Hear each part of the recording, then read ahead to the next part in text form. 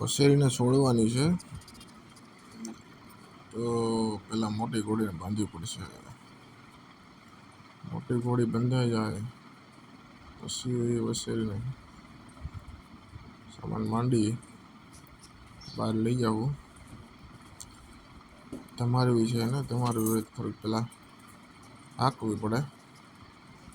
હાંકવાથી પરસેવો વળે એ બધું બહાર નીકળી જાય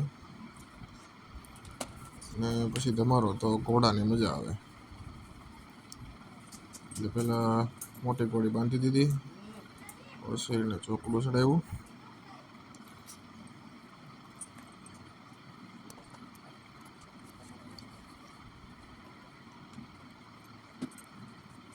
ચડાવીને સામાન માને ગઈ કોંઢિયું હવે દળી નાખી દઈ.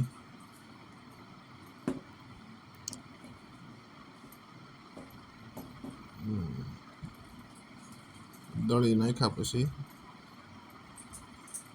કાંસો ન નાખવાનો, ડાયરેક્ટ તંગ નાખી દો તો હાલે. પટ્ટો પેલા સાફ કરી લેવાનો, કાંકરી બકરી ચોટી હોય તો ઘોડીને પેટાળમાં વાગે નહીં.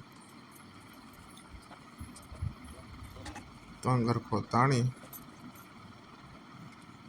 વસેરી ઘોડી રહે એટલે થોડુંક આગળ પછી થાય. ધીમે ધીમે ટેવ પડી જાય પછી વાંધો ન આવે.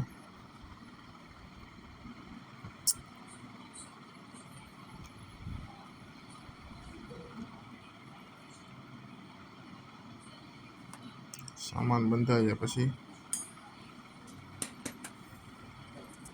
હવે એને બહાર લઈ જાઉં.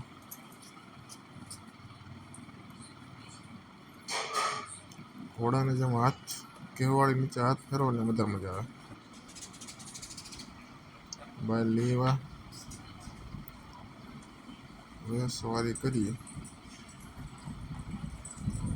લગામ બે બાજુ હરખી રાખી ધીમે ધીમે હાંકી મેદાનમાં લઈ જવાની છે. પાછળ વાડામાં મેદાનમાં ઘડી ઉંડાળામાં નાખવી. તો ઉનાળો રહ્યો એટલે બહુ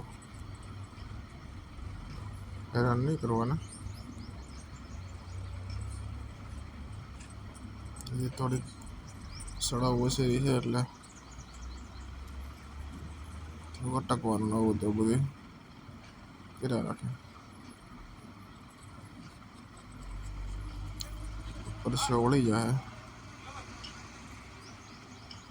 પછી પાછી લઈ જાવું. પરસેવો વળે તાત્કાલિક સામાન નહીં છોડી લેવાનો ને વળતા લઈ જતા હોય તો થોડીક હાંકીને લઈ જવાની ધીમે ધીમે. અટાણે જોયા ઘણા સમય પછી છોડી એટલે થોડુંક ફેલ કરશે.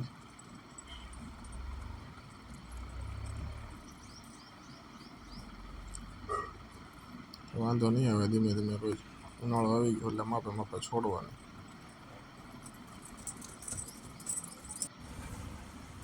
આટલો પરસેવો વળી ગયો હવે તમારવી કોઈ વાંધો ન આવે. ઘોડીની મજા આવે.